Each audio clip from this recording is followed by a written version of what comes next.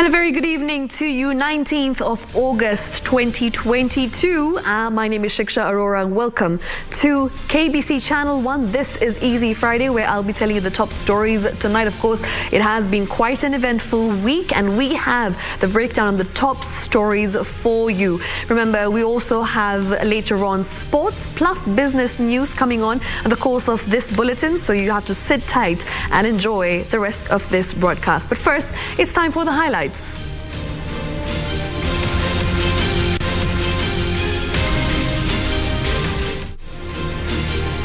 President-elect William Ruto appoints 3 to the Assumption of Office Committee.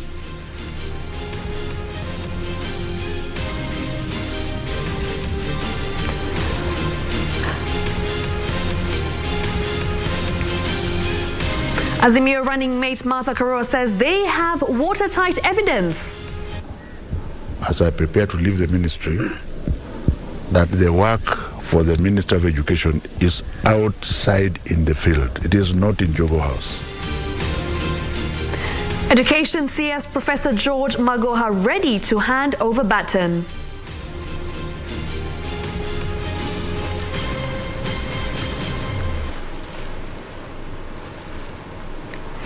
And welcome to this live broadcast. Now, our top story tonight. President-elect William Ruto has nominated outgoing National Assembly Speaker Justin Muturi, Uasin Gishu Woman Representative Gladys Sholay, and UDA Secretary General Veronica Maina as his representatives in the powerful Assumption of the Office of President Committee. Now, the trio will work alongside Head of Public Service Joseph Kinyua, who chairs the committee. I, Wafula Chebukati, Chairperson of the Independent Electoral and Boundaries Commission, hereby declares that Ruto William Samoei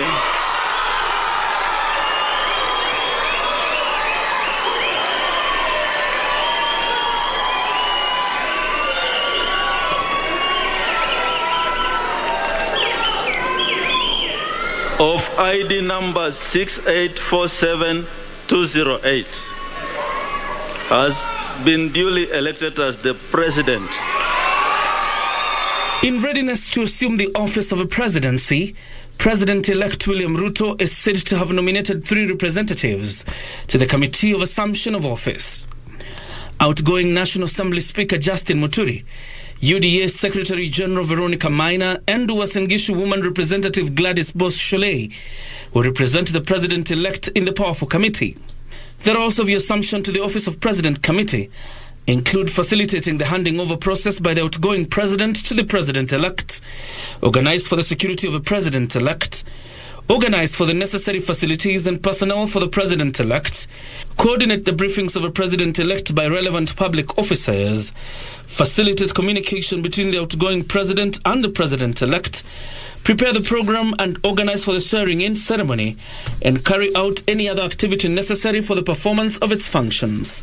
The committee is chaired by the Secretary to the Cabinet, whose alternate in the 2022 context is Head of Public Service Joseph Kinyua, the Attorney General Kihara Kariuki, the Cabinet Secretary for the Ministry responsible for matters relating to the registration of persons and immigration, Dr. Fred Matiang'i, the Principal Secretary in the Interior Ministry, Dr. Karanja Kibicho, Treasury PS Julius Muya, Foreign Affairs Permanent Secretary Ambassador Macharia Kamau, Information PS Esther Koimet, Devolution PS Mika Pawon, and PS Josfeta Mkobe of Heritage and Culture. The security detail of the President-elect and his deputy was enhanced immediately after the declaration. But what exactly are the powers of a President-elect?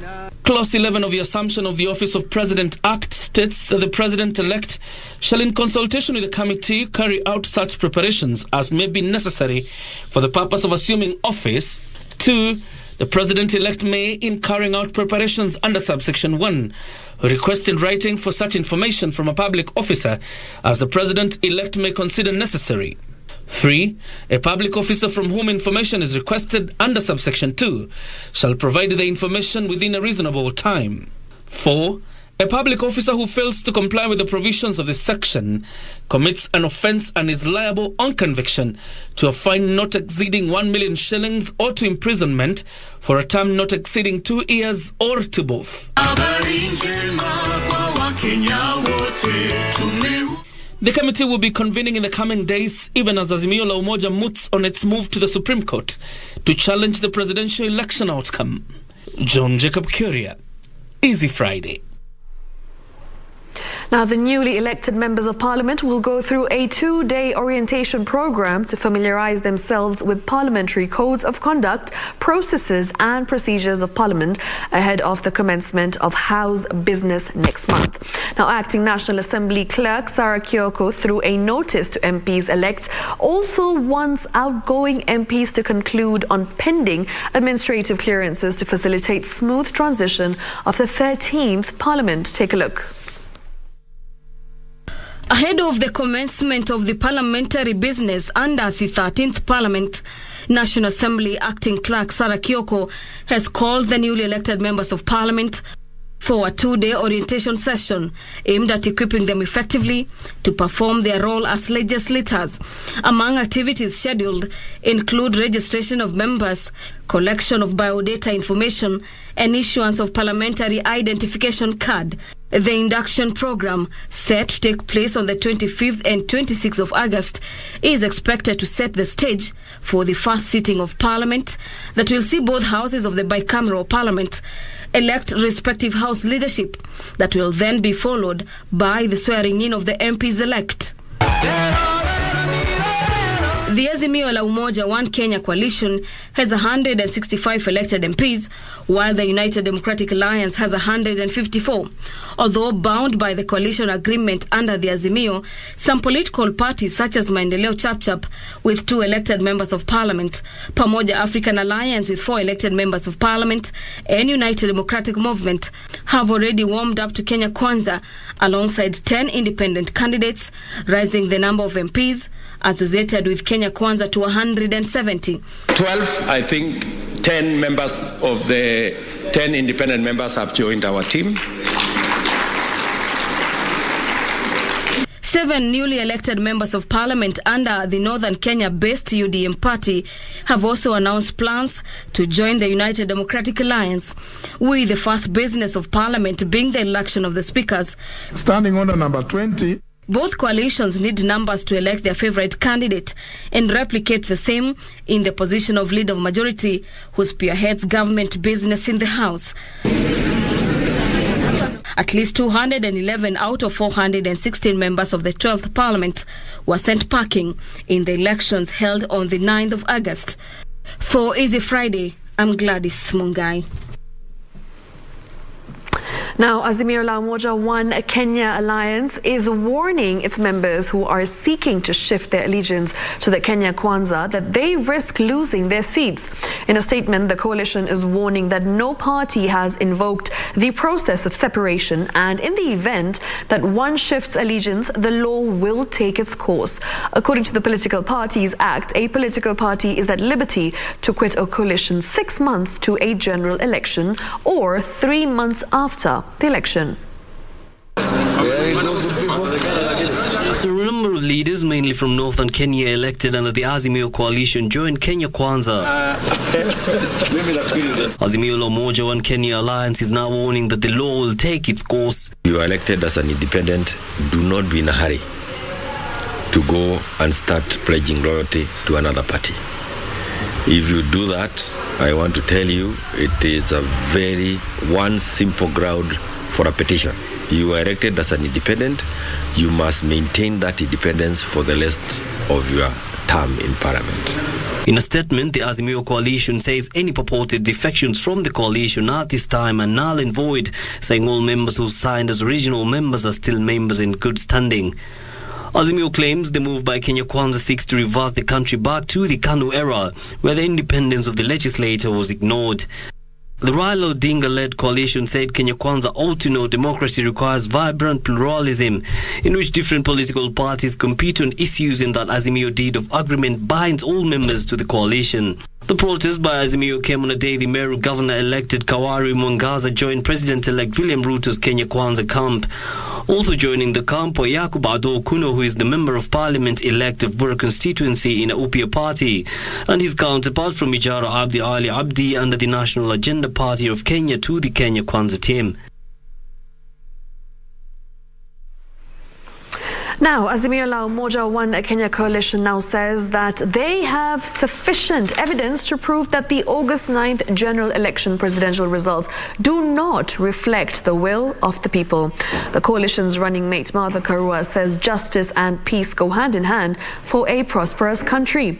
Speaking in Kirinyaga, Karua said that the Supreme Court has the mandate to scrutinize the presidential results announced by the Independent Electoral and Boundaries Commission chairman.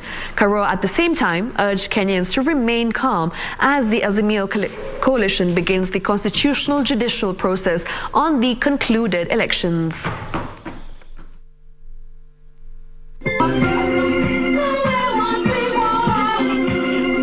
Lazima tupate haki, na haki ikiamuliwa na koti, hiyo ni ya mwisho.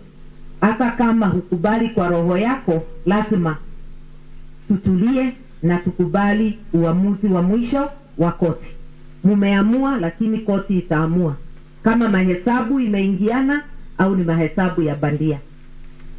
Kwa hivyo tuwe na utulivu, na vile tumeungana hapa bila kuulizana wewe ni wa chama gani, wewe ulipigia nani kura, tuendelee na maisha vile tunaendelea na maisha tukingojea, na hiyo ndio inatakikana. Kwetu ni haki tunatafuta. Meanwhile, leaders from the Western Kenya region affiliated to the Azimio la Umoja One Kenya coalition have implored upon the Independent Electoral and Boundaries Commission to carry on with the Kakamega gubernatorial election plans as earlier scheduled. The leaders argued that indefinite postponement of the exercise only creates unnecessary tension and infringes on the democratic rights of the electorate.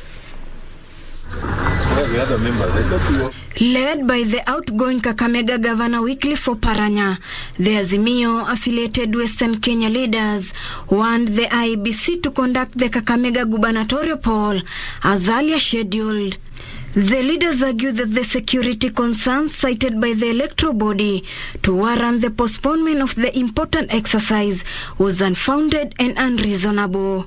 We wish to condemn in the strongest terms the unilateral political action by the IEBC chair, Wafula Chebukati, to postpone the gubernatorial elections in Kakamega for a second time. This is as Kakamega ODM gubernatorial candidate Fernandez Baraza and his running mate Ayub Savula have sued the Wafula Chebukati-led team IEBC for postponing the election slated for later this month. The case will be heard on 22nd August of this month. IBC wenyewe maybe hawajafanya ABCD, basi usiende mbele sana, maybe usongeze wiki moja wiki mbili na tuweze kuendelea, tumalize na uchaguzi, tumalize na hii maneno yote, kwa sababu kusema kwamba tena uchaguzi songezwe kwa muda ambayo haijulikani, hiyo ni kitu ya ajabu sana, haijaitendeka na it's violating our political rights. In another development, a section of Bungoma elected leaders under Kenya Kwanza Alliance now want President-elect William Ruto to extend an olive branch to Azimio's presidential candidate Raila Odinga as a sign of patriotism and statesmanship. Really, the delegation from America told you yesterday, and I want to thank you for assuring them that the transition will be ordered. Please break your silence. Pamoja kama taifa ni jambo ambalo tusije tukasahau, maana tukiwa wa Kenya ni lazima tujione kila mmoja kama wazalendo halisi. Unataka kuchukua Kenya kuwa ni jambo la muhimu sana katika maisha yako. And Jubilee Party Secretary General Jeremiah Kioni says elected leaders under Azimio Coalition Party planning to jump ship to another party risk losing their seats. Uhakikisha kwamba umesoma sheria ambayo ilikuwa imekuweka kwa coalition nyingine na hasa katika coalition ya Jubilee. Nimeona wengine wakiweka social media kwamba kuna members wa bunge kutoka Jubilee ambao wameenda kutangatanga. Hao wanajua pali yao ya kutaka mayai. Kuna wengine wanataka mayai kila boma. Kioni was speaking in Nakuru after meeting leaders elected under Jubilee Party. Mpigaji kula wowote kutoka sehemu yoyote Kenya hii anaweza enda kotini. Sio lazima awe kutoka sehemu ya kwako, anaweza enda kotini kutoka sehemu yote ya Kenya na aweze kuweka petition kusema ya kwamba ulichaguliwa ukiwa independent, kumbe ulikuwa unawahanda wa Kenya, unawadanganya wa Kenya, nia yako ilikuwa kwenda kwa wengine. Ruth Wamboi for Easy Friday. Now, the Centre for Diaspora Affairs election observers have taken issue with the manner in which the Independent Electoral and Boundaries Commission Chairman Wafula Chebukati announced the presidential results. The group says the announcement should have been made in the presence of all the commissioners. Speaking to journalists in Nairobi, the Diaspora Affairs observers commended the 4 commissioners who distanced themselves from the results, saying they stood for the law. The just concluded general elections have continued to elicit mixed reactions from various stakeholders. The Centre for Diaspora Affairs election observers have taken issue with the IEBC chairman Wafula Chebukati over what they termed his failure to include all the commissioners in decision-making and announcement of the final presidential results. We condemn the chairman's unilateral decision to declare one of the candidates the winner prematurely, before the tally process is complete, and to the certification of all the commissioners. This is not what I would call free and fair election, even though these were isolated incidences. The group has also condemned incidences such as profiling, harassment, and even the case of death reported on some IEBC officials, urging for their protection in the future. They have further said that many diaspora voters were locked out of the process as they were forced to fly for hours to the select Kenyan embassies and consulates to cast their ballot. Most of our brethren in the diaspora had to fly many miles to access a polling station. You can imagine a diaspora who lives in Alaska had to take an expensive flight for 5 hours and different time zones to vote at the Kenya Embassy in Los Angeles or in Washington, D.C. They said that out of the over 4 million Kenyans in diaspora, only over 10,000 managed to vote. Meanwhile, the Public Service Governance is calling upon the new administration to move with speed and enhance efficient service delivery to the people. The institution says that elections are over and it's time for the new administration to roll up its sleeves and create a conducive environment for businesses and investors. We equally must now, in the new dispensation, purpose to decapitate corruption to zero levels. Therefore, the new incoming administration, after elections now, must decapitate corruption. Corruption has even eaten into our economy. Corruption has eaten into our growth of GDP. Nancy Okware, Easy Friday. Now on to matters education. Education Cabinet Secretary Professor George Magoha has urged his predecessor to ensure the affairs of learners are addressed smoothly as he prepares to leave the office after serving since March 2019.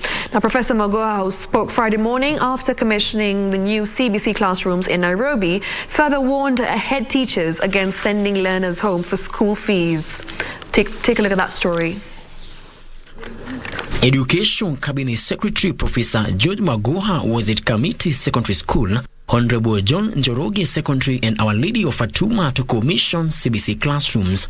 Here, Magoha took the opportunity to ask the incoming Education Cabinet Secretary to continue with his legacy of a vibrant education decade. It is my considered opinion, as I prepare to leave the ministry, that the work for the Minister of Education is outside in the field. It is not in Jogo House. If you stay in Jogo House, you will be given papers that mean nothing to you. So that's why you see us confirming, and I can tell whoever I am working for that, Your Excellency, this is a status and this is what it is, rather than being given briefs. The education CS sending a strong warning to school heads planning to send learners home for school fees. If you want to help children out of your goodwill, don't send children to go and collect money that is not there. So I'm instructing that principal through this public medium that I would want a report to confirm that all children in that Matiko Secondary School in Makueni have resumed class, and very stern action will be taken against him or her, because this nonsense has actually to stop.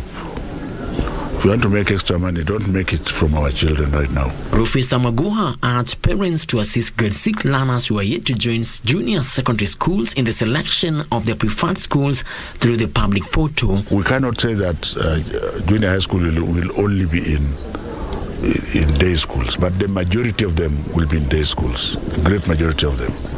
We cannot, you have seen, we have built classrooms in boarding schools. Those classrooms are not there for decoration. They will be occupied. Why don't you believe in the ability of Kenyans to do what is right?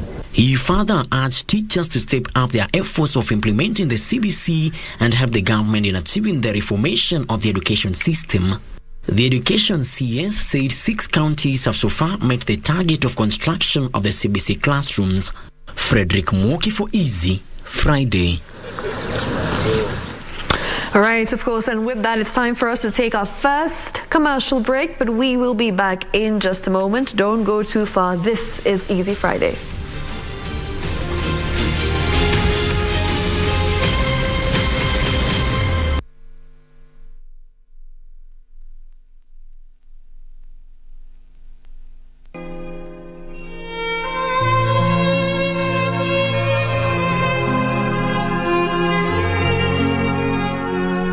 Nairu ukwe maskini lakini ukwe mzima. Ukiwa na health mzuri, shukuru Mungu. Some of them don't even understand the kind of sickness that they are suffering from. But thank you, because through Mama here, we have seen the hand of God. Nashukuru, nilitibiwa, sasa naendelea kupona. Lakini mlisupport, nikaweza kupona, sasa niko na raha. Mungu awabariki. Nilikava kabisa, niko na furaha sana. They only show that he's transforming lives.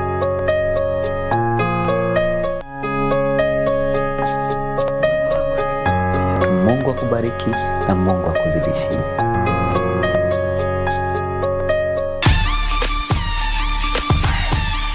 You got my goal.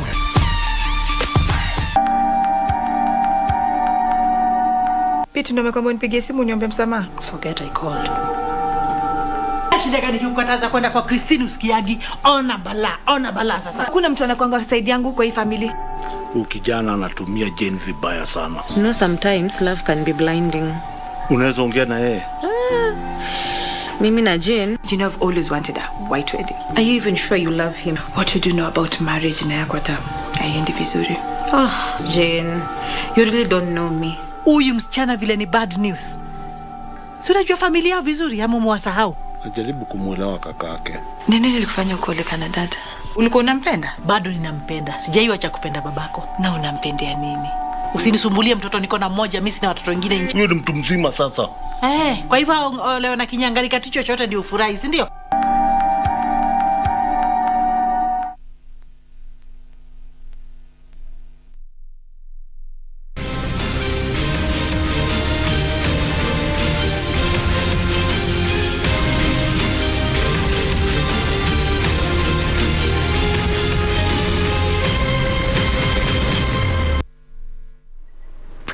Welcome back. Now, a young man is facing charges of stealing a laptop from the Independent Electoral and Boundaries Commission offices in Nairobi on the 17th of August this year. Musa Sirangi's plea taking was, however, deferred to Monday, the 22nd of August, after he complained of having sustained injuries from an alleged beating by the police. His lawyer failed to appear in court. Appearing before Magistrate Robinson Ondieki, the accused Musa Sirangi is facing charges of stealing a laptop worth 226,240 shillings from the Independent Electoral and Boundaries Commission offices at the Anniversary Towers on the 17th of August this year. Pleaded with the court to be taken for treatment first before he was charged.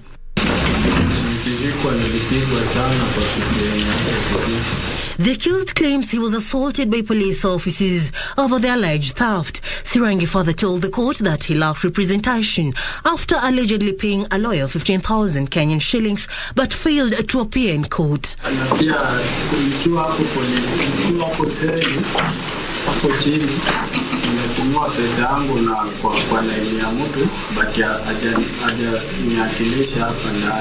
The magistrate directed the accused be taken for treatment and the matter and his lawyer disappearing be reported to the police station. And he will be taken to the hospital for treatment before you take the plea.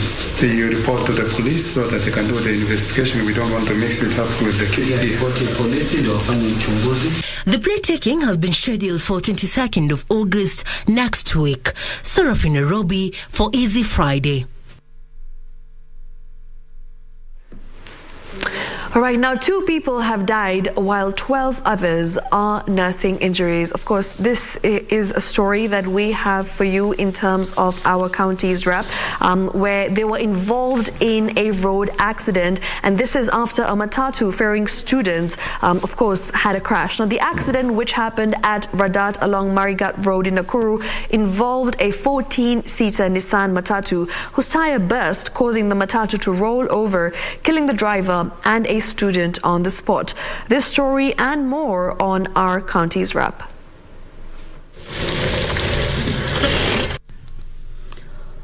The injured were pupils and students traveling to various schools in Baringo. The driver of the ill-fated matatu and the student died on the spot. The injured were rushed to Marigat Sub-County Hospital before being referred to Baringo County Hospital, Nakuru and Eldoret for further treatment. Radat area has been identified as a hotspot with several accidents that have occurred here, claiming lives.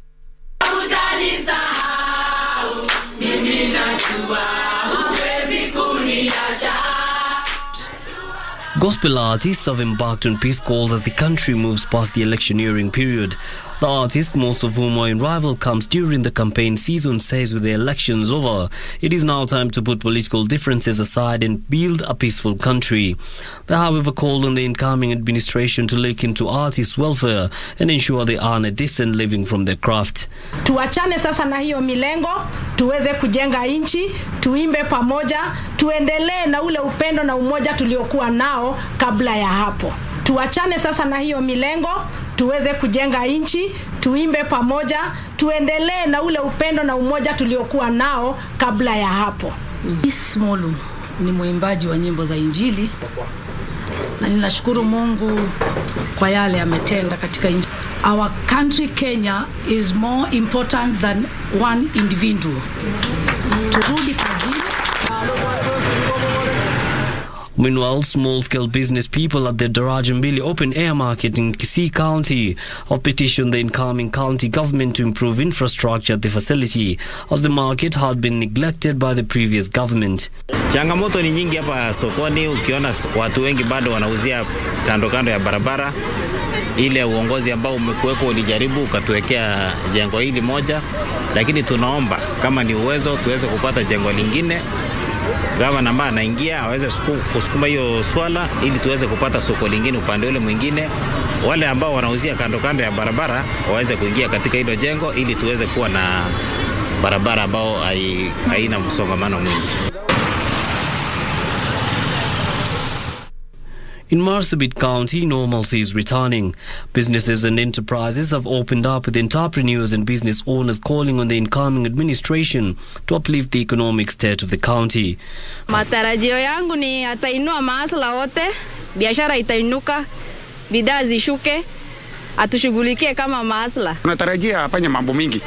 Mambo uchumi, kwa ajili uchumi sasa imeenda juu. Tunataka ataramushe uchumi kwa ajili kila kitu imekuwa expensive. Kila kitu imekuwa kitu hata ukienda sokoni hata kitu haikusaidii. And integrated internally displaced persons living in makeshift camps at Kienjoga village in Laikipia County are calling on the government to hasten land allocation processes so that they can start leading decent lives. Kurudi ni shinda, kwenda ni shinda, kukura ni shinda, kuoga ni shinda, maji hakuna. Hata kila mtu anakaa hata karibu mwezi mzima bila kuoga. Kwa sababu unashindwa, unauziwa mtungi moja 20 liters 100 shilling. Utatoa hiyo pesa wapi? Ni unga ama ni hii? The IDPs are decrying deplorable living conditions, saying they lack basic amenities like clean water and proper sanitation. Tunauliza serikali mtushughulikie, tupate mashamba yetu, tupate boma zetu, na hata sisi tuweze kukaa kama Wakenya wengine. Yusufar reporting for Easy Friday. Prolonged drought and scarcity of resources and seemingly neglected infrastructure are some of the issues that have fueled conflicts among pastoralists in Kenya's northern region.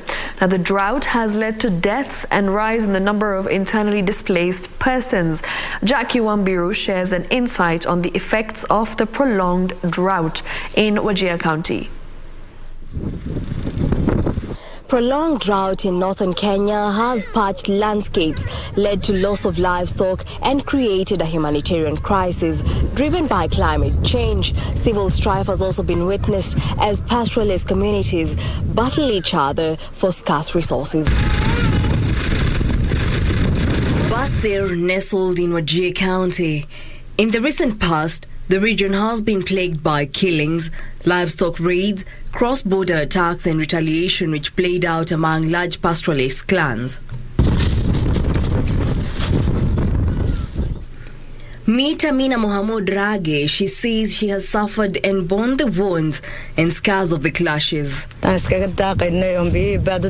We were just going about our everyday life. One evening, when the clashes broke out, people died. Some of us escaped, leaving behind everything, including our livestock. Amina says she lost all her livestock, which earned her family a living as a result of the clashes. We escaped from Moyale and relocated to Basir in Wajir. Rebuilding life has been difficult. The drought piles on our plight. The mother of 7 says starting from scratch has not been easy, especially in her advanced age, adding that she is now forced to live on goodwill of her neighbors. Our survival is now dependent on the little we get from neighbors and well-wishers. Villages in this region are scattered across the vast land. The pastoralist communities and their livestock regularly move from one place to another in search of pasture and water. Ukame ikitokea, malisho huwa inakuanga shida. Ndio sasa shida ya conflict ama watu kupigana inatokeanga. Vile wafugaji wanabidi saa ingine kwa sababu ya malisho wanafuka. Sababu baka inakuja conflict inatokea kwa sababu ya malisho. In the recent past, a section of residents have had their fair share of conflict, a situation that was exacerbated by the scarcity of resources as a result of the prolonged drought. The clashes have led to the displacement of persons and the deaths of at least 40 people in the last 2 years. Ilikuwa karibu mwezi wa pili mwaka huu, mwezi wa pili, na wakabata clashes, mali yao iliborwa, ngamia ilienda na watu wengi wakakufa, na waliuawa. Maiti tumezika hapa kama watu 10 waliuawa. Pockets of internally displaced persons have now moved to Basir as they await resettlement. Shida imetokea, mali yetu imeshukuliwa, baadaye watu wetu wamekuwa kama IDPs. According to the residents, the clashes impacted the communities negatively. Hiyo effect sisi tumepata mpaka sasa hivi tuko na hiyo shida. Watu hawana mali, mifugo hawana, tena ukame imezidi. Internal displacement of people and clashes are the most prominent on the drought trail, these even as the region is characterized by dry water ponds, unrehabilitated boreholes that are no longer in use, as well as residents in search of water and pasture for their livestock. At Arora, Wajir West constituency, there is a ray of hope. Hundreds of livestock wait in line to quench their thirst. This is one of the water ponds where livestock owners can rely on consistent water supply. According to the residents, many water ponds have dried up. They are forced to walk many kilometers in search of water. The borehole provides water for hundreds of cattle. In the past, we used to walk for over 26 miles up to the Isiolo border. We used a generator in the past, but now Save the Children has installed solar panels, saving us fuel money. That water point serves more than 30,000 people. The borehole provides water for hundreds of herds of cattle every day. The county government of Wajir, in partnership with Save the Children, have rehabilitated the borehole in efforts to address the plight of residents. It has eased the pressure on other boreholes, a long way to achieve an equitable access to water in the county. And livestock remain the mainstay economy of this county, and that's why the rehabilitation of water point is very important. Locals say if more dilapidated boreholes are rehabilitated, this could be a step in the right direction. Residents are now calling on the government to put in place effective measures to ease their day-to-day water burden. Maji ya kutosha inapatikana, watu hangekuwa wanafuka bila maombi ya jirani. Kitu ambaye itafasaidia ni wapate semina ambaye labda vile wangeji safe, hata kama yuko ukame, wapate semina mingi na elimu mingi kutokana na serikali na NGOs, ili hao watu sasa ile fikra ya kuishi na wanyama, maisha ya wanyama peke yake, ili itoke na ipatikane fikra ambaye mtu anaweza kujitegemea kwa nchi nyingine, ile nchi nyingine. If we could be provided seeds to plant on our land, we can practice farming and provide food for our families. Planting of trees will also come in handy. This county has more than 340 boreholes, and almost 40% of those boreholes need rehabilitation and spare parts. Failed rains, food and water insecurity remain a major challenge in northern Kenya. Calls remain adamant on the need to put in place more measures as well as implement drought mitigation plans and solutions so as to address the obtaining situation regarding scarce resources. Reporting from Shandaru in Wajir West constituency, my name is Jackie Wambiru. Jackie painting the picture there quite vividly, of course, with the state of drought in Wajir County. Brilliant story, quite an eye-opener. Now moving on, as Kenya spurns back to life after the electioneering period, leaders and citizens from different political parties are embracing each other and moving on as one. Now in that spirit, Nairobi's Governor-elect Johnson Sakaja and his competitor Polycarp Igathe have sparked a blooming bromance. This is among other eye-catching drama that has left the savage netizens busy on the keyboard.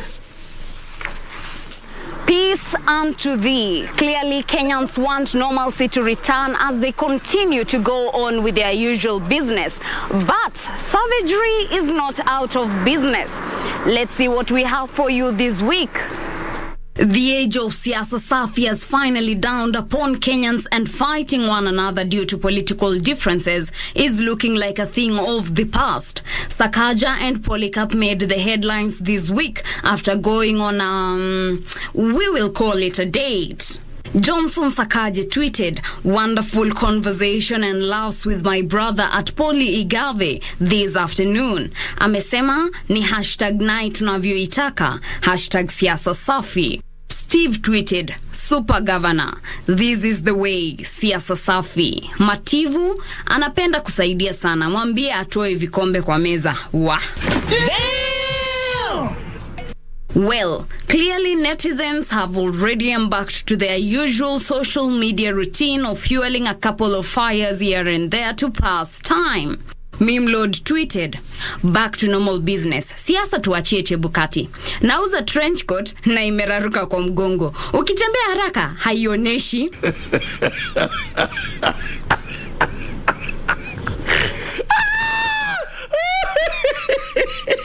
Mima, maneno ya elections ni kama imeisha sasa. Wacha turudi story zetu za kawaida. Ukipewa 2 million ukwe Mkisii, unaweza?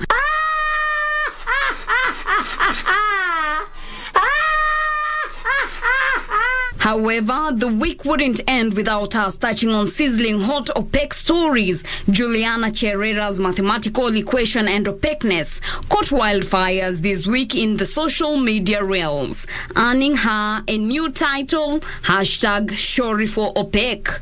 When Cherera said the commissioners were denied access to the documents, this left some cyber surfers wondering how? Wool up, nigga. Wool up, wool up, wool up. Just wool up.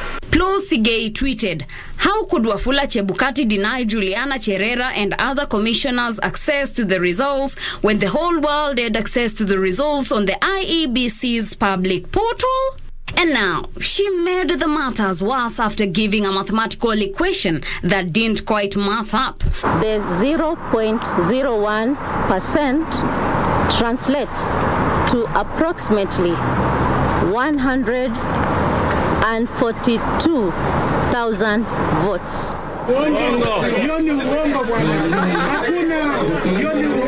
Which, the only comment that can save Shori for OPEC from KOT? Kulingana na mimi sina maoni. But to take the burden off Juliana, netizens' attention has been turned to Japan's plight to the youth to drink more alcohol. Kenyans being Kenyans, this surely wouldn't pass them by. Alamawo tweeted, bring the liquor to Kenya. Kwanza leo ni Friday. Oh my God! The municipal idiot, si watulete huku Kenya tuwasaidie. We, as netizens would say, mambo ni mengi, masaa ndio machache. Well, that's it for us this Friday. Catch you next week on Savage Netizens. For Easy Friday, I am Teresa Mutai. Now, if you've had a bad day, watching that feature will definitely put a big smile to your face. Moving on, it's time for My Culture. At least 4,000 Maasai Morans from the Ma Siria sub-tribe in Lolgorian and Narok County converged for the Unoto ceremony, a social occasion that marks transition of Maasai Morans from Moranism. The Unoto ceremony is a famous and vital male rite of passage amongst the Maasai community in Kenya and Tanzania. Jackie Wambiru attended the ceremony that happens once in every 10 years and filed the following report.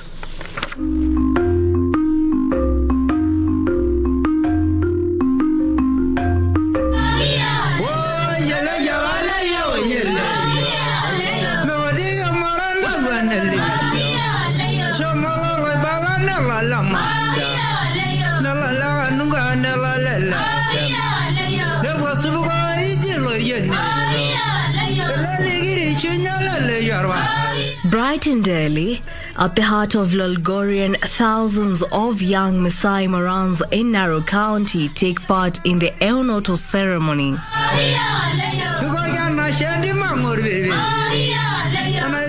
The Morans hail from the Siria sub-tribe, which comprises 5 clans: Erkaputie, Erkunono, Iltorobo, Ilaiser, and Oloirian.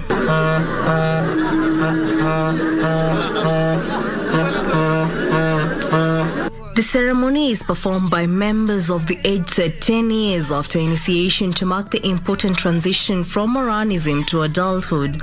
Ni ya sherehe ya pili kwa irika, kwa ajili kuna sherehe ya kwanza tunafanyishanga hawa kabla kutairi ndio waende kutairi, ambaye ni kama hii tu wako na mabendera, na hii ni ya pili sasa ya kutoa hawa kwa Moranism kwenda kwa age ya wase.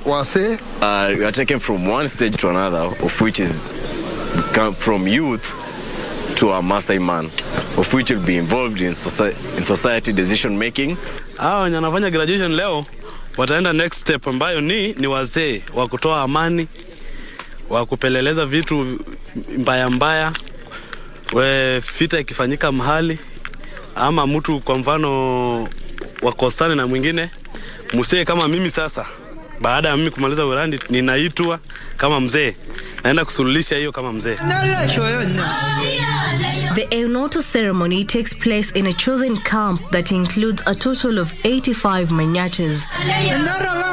Weeks ahead of the ceremony, the women and the Morans in the Siria sub-tribe prepare by building 84 manyatas and the Osinkira, which is the 85th manyata, a large hut made specifically for the Oloiboni, erected on the first day of the ceremony. Tunaenda msituni, tunakata miti, tunajenga manyumba. Sasa tunakuja kukaa na watoto wetu. Unajua hawa wakuli ugali, wanakula nyama na maziwa. Sasa sisi tunashughulika kutengeneza hiyo vibuyu yetu. Naosha kibuyu, naweka makaa, alafu nawekea maziwa. Hii Manyata vile tuko hapa, tuko na nyumba 85 na ni klani yote, makilani yote 5 ambaye inakuanga clan 5 kwa Wamasai.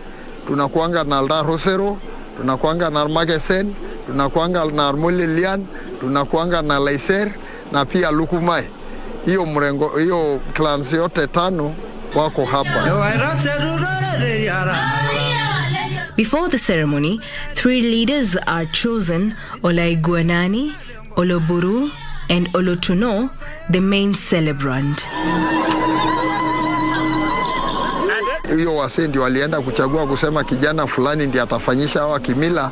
Huyo ni mkubwa wao ambaye hakuna mtu atawahi kosana na yeye, ama hii vijana wakitaka kukosana wawili na waone hiyo kijana hakuna mwenye ataweza kuinua fimbo kupigana na mwingine ama kutusi mwingine kama hiyo kijana hako. A fire is lit and sustained throughout the ceremony. Donned in ceremonial traditional regalia, the Maasai Morans converge at the heart of the camp, where elders commence the process and apply red ochre dubbed ereko on their faces and arms known as enkipata. Hii rangi nyekundu hii kwa Kimasai inaitwa ormunyan, ni ereko, lakini sasa tunaita ereko ya ormunyan. Yani hiyo ni kitu ya baraka, yani hiyo unawekewa asubuhi, kitu ya baraka. Hiyo tunafananishanga na damu.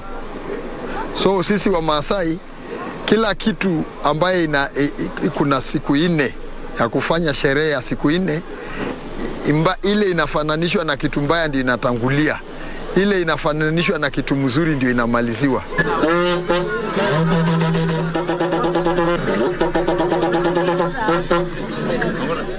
During the ceremony, warriors are prohibited to carry weapons such as rungus, spears, knives, among others.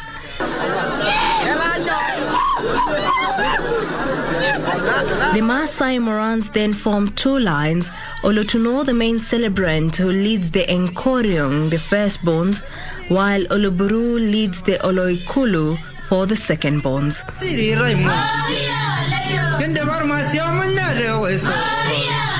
They march 4 times, blowing waterbuck horns, carrying the flags which represent their clans around the Osinkira.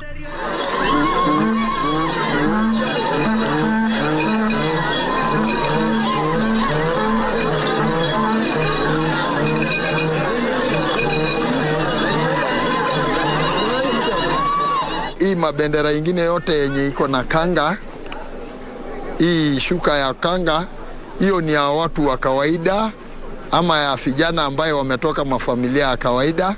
Lakini ukiona black, hii nyeusi kabisa, hiyo vijana wametoka kwa familia ya waganga. Tunasunguka mara 4 kwa sababu unaona kwa sisi kimila yetu ya Wamasai vitu inafanywa mara 4 kwa sababu tunasema vitu 3, kufanya vitu 3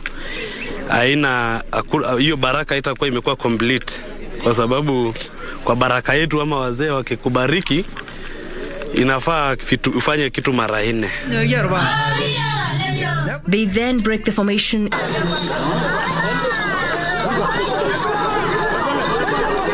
and run towards the Osinkira and tap it before returning their flags back to their manyatas.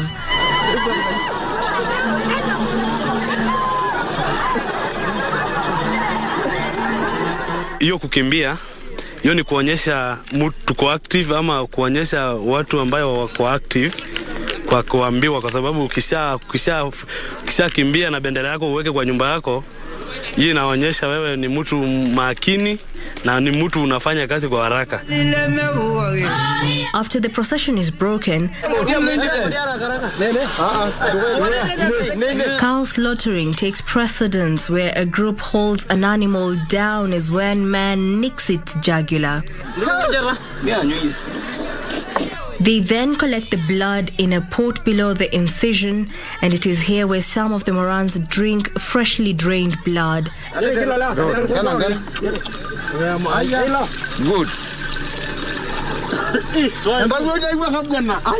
They then roast the meat and meals are served.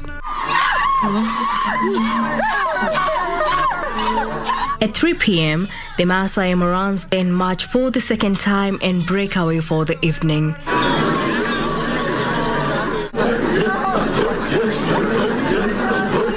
The Manyata is filled with hundreds of excited warriors singing, jumping and chanting in circles, which gets bigger as the night approaches. Occasionally, one or two Morans will throw a fit or enter into a trance, and singing is interrupted as a few other Morans hold him until he finally calms down.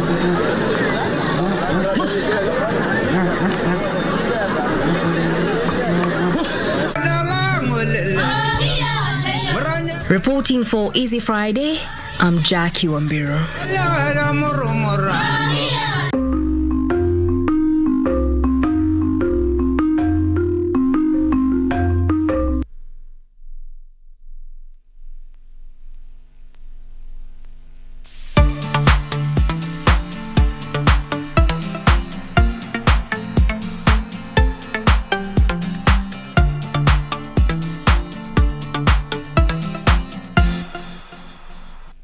Kupata mafuta kupanda, kama sikiza tune kwenye simu yako, bonyeza *811 *962#. Nashukuru serikali kwa kuongeza bei ya mafuta. Sasa niko kwa highway na hakuna traffic hata kidogo. Naomba serikali iendelee hivyo, tubaki tu watu ya gasla na heavy machine peke yake. Pia mimi naomba huyu serikali waseme kama gari yako ni below 3000cc, gari yako na baki nyumbani, itengeneze nyumba ya kufuga kuku. Kupata mafuta kupanda, bonyeza *811 *962#. *811 *962#.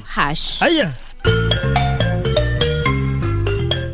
Wiki hii kwenye Mkulima tutajifunza jinsi ya kupima mchanga na umuhimu wake kabla ya kufanya upanzi. Wima atutembelee ndio tumueleze kama mchanga yake iko na viini mbaya zile zinaweza dhuru mumea.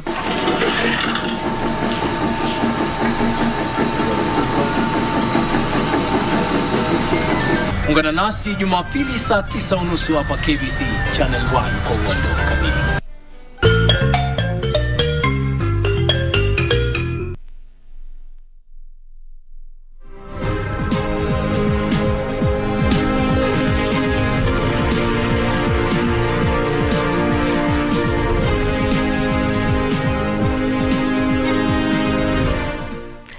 Welcome back. Now, in business news, tourist inflows surpassed expectations this month as hotel bookings remain steady even during the electioneering period. Our reporter Regina Manyara now samples what a spot check by KBC Channel 1 around the country found. Business activity has normalized by among others, resumption of schools. The tourism industry remains vibrant as hotels continue to host tourists, both foreign and from the domestic market. In Narok County, it's business as usual with tourists flocking the Masai Mara Game Reserve for the wildebeest migration crossing from the Mara River from Serengeti National Park in Tanzania to the Masai Mara Game Reserve, a natural phenomena dubbed the seventh wonder of the world. In Mombasa, the coastal city boasting of pristine beaches is also relatively busy. Wherever we have had to practice or engage in our democratic activities, many times tourism dipped for 3 to 4 years before we recovered, and before we attained full recovery, another election was here. So we are hoping the pace with which we've been able to conduct our democratic activities and choosing our leaders, particularly at the county level and even at the national level, is actually going to help us be able to catch up the loss that we encountered, particularly because of the effects of COVID-19. That was our biggest worry. The Ministry of Tourism projects full recovery of the industry from the COVID-19 disruptions by the year 2025, with the numbers expected to cross the 1 million mark this year on account of new markets in Africa and Asia, as well as growth in tourist arrivals from traditional markets such as the US, UK, China and the United Arab Emirates and Saudi Arabia.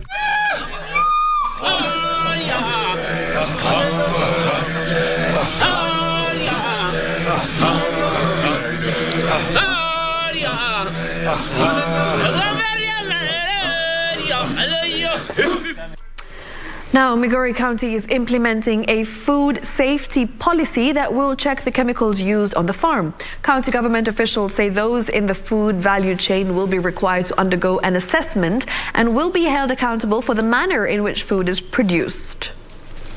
Migori County remains a major agricultural hub with food and cash crops as well as fish farming ventures. The county is the second largest producer of sweet potatoes in the country. Migori County officials say the immense food production avenues have provided loopholes in the supply chain where profit is prioritized over food safety, which is a threat to lives. Safety, it starts from the farm. That is when the farmers are producing the food, in terms of the chemicals that they apply to prevent diseases and pests on the farm, they have to comply with the standards. Again, even the fertilizers that are being used in the production of the same food also comply with the standards. So all the way from production to processing up to consumption, all those measures have to be put in place to ensure that that food does not contaminate it. County officials say farmers have been sensitized on the standard of production and all food handlers will now be forced to comply with safety guidelines to ensure consumers are not harmed. Because of need to make quick money, the moral and ethical issues are now being compromised. Farmers are now contaminating food. They are overspraying food, and at the end of the day, what we get is poison. Officials say the prevalence of agricultural toxins has necessitated the action aimed at curbing it before the damages are irreversible. We've seen quite a number of cases of people having cancer and other non-communicable diseases that you can almost attribute them to the kind of foods that we take. Hibak Said for Easy Friday. Now, London's transport network ground to a halt as train and bus workers went on strike over pay and conditions. Workers on the London Underground are staging a 24-hour walkout in a continued row over jobs and pensions. Here are the details of this and other stories making headlines across the globe. Tens of thousands of workers from the wider national rail network walked out on Thursday and will so do again on Saturday. Commuters across the country have already endured disruption from the rail strikes this year, organized by unions demanding pay and conditions for their members that better reflect the soaring cost of living caused by energy price-driven inflation, as well as protection for jobs amid proposed cuts by the government. Inflation rose at 10.1% in July, the highest since February 1982. Workers in other British industries, including port workers, lawyers, teachers, nurses, firefighters, waste collection, airport and postal staffs are also planning future strikes. Meanwhile, Mexico City, with a population of more than 22 million, is now taking steps to gradually transit to solar energy. With most days of the year being sunny, Mexico City enjoys the favorable geographic condition for the installation of solar panels.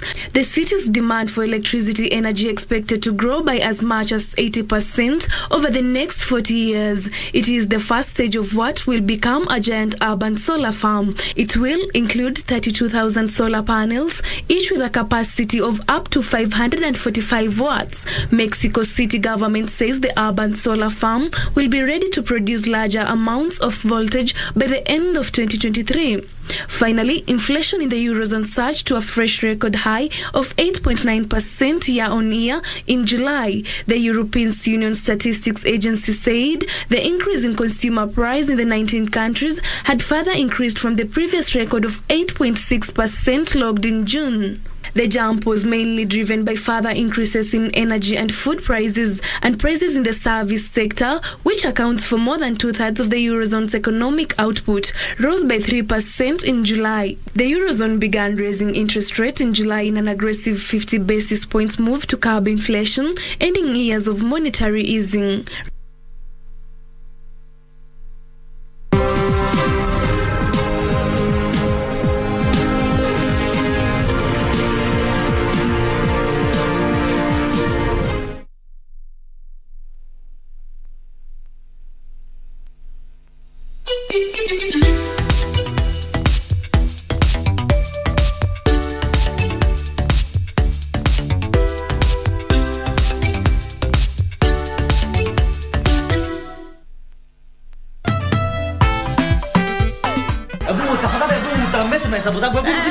Fanya hivi, nitatoa mia yangu hapa hivi, utapitia baadaye pale kantini uchukue change. Ndio hii mia, chukua hii mia.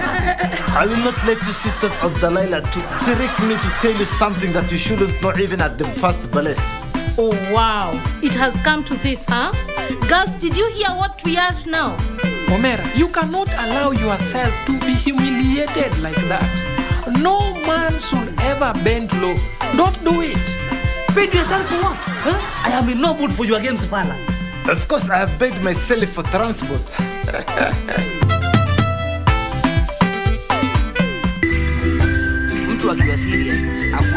Life cannot always be too serious. Yeah, man, what's up here? Hello? We've got to take some time off and laugh, laugh, laugh, and laugh. And we tickle you down with lots of laughter. That's why I'm saying I'm who is who. Huh? With satire like no other. Tell him to bring it on. Dakachapa.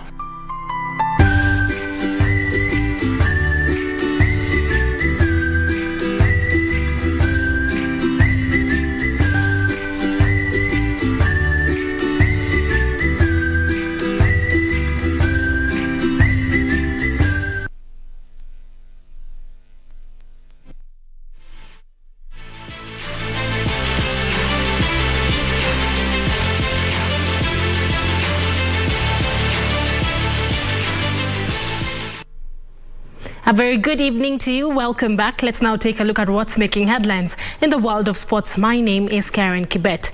Now, Kenya's men sevens head coach Damian McGrath has made 2 changes as the team heads to Los Angeles for the World Series season ender slated for 27th to the 28th of this month.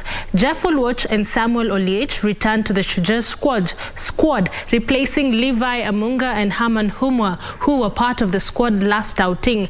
The Commonwealth Games Rugby Sevens competition in Birmingham 3 weeks ago. Shujaa are in Pool D and begin their campaign in North America against Samoa on 27th of this month, followed by a fixture against England the same day before rounding off pool play against Scotland on the 28th of this month.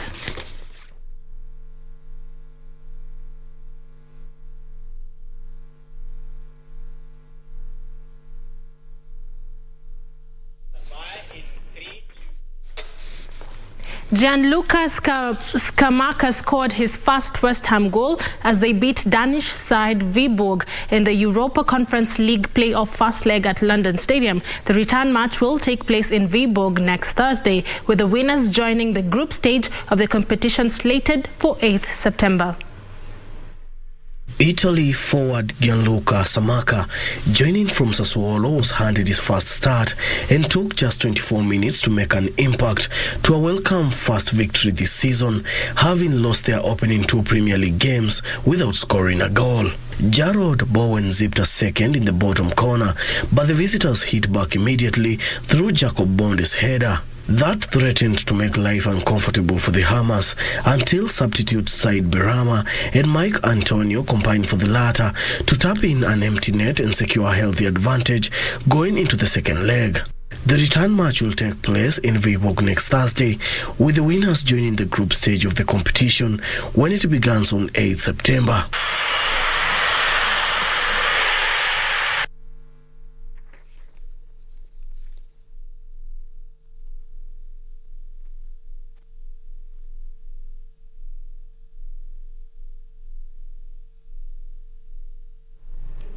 We do apologize for that technical hitch. Let's move on though. Alexandra and Anthony Joshua are preparing to brawl in their heavyweight world title rematch set for Saturday in Jeddah, Saudi Arabia. Joshua lost his crown to the Ukrainian in a convincing points defeat at the Tottenham Hotspur Stadium in September last year. The 32-year-old said he intends to get the job done this time round. Usyk is widely considered one of the stars of boxing, if not the leading star. But his preparations have been far from straightforward because in just 5 months after beating Joshua, he was defending his country against the Russia's invasion. He left Ukraine in March for a training camp in Poland.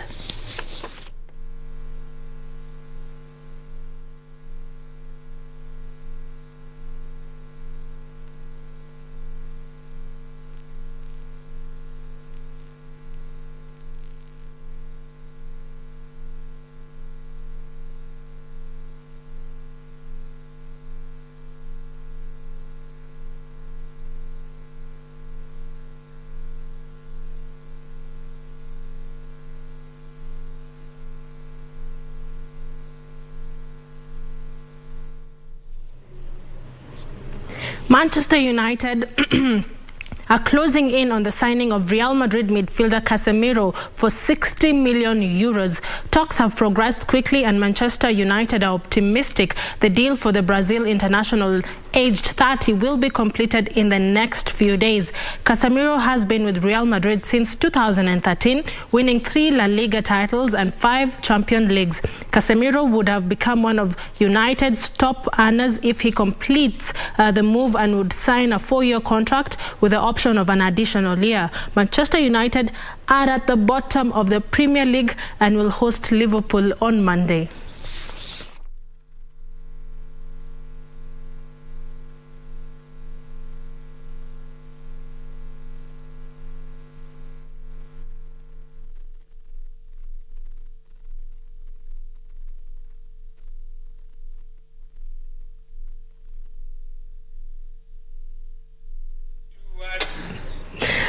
Our producer had to make sure that I uttered the words that Manchester United is at the bottom of the table. Anyway, we will come back and we will stage an amazing comeback. Stay tuned because I'm sure we will beat Liverpool. Anyway, aside from Manchester United news, let's now shift focus to matters tennis, where Emma Raducanu's dominant form at the Cincinnati Open came to a halt as 7th seed Jessica Pegula proved a sharp step up in class for the British number 1. Raducanu had trounced veteran Serena Williams and Victoria Azarenka, but lost 7-5, 6-4 to Pegula in the last 16. Pegula will also be defending her crown at the US Open in New York on August 29th. Top seed Swiatek was beaten 6-3, 6-1 by Madison Keys in the women's quarterfinals. British men's number 1 Cameron Norrie, seeded 9th, won 6-love, 6-2 against Ben Shelton to advance to the quarterfinals. Norrie humbled Andy Murray in the previous round.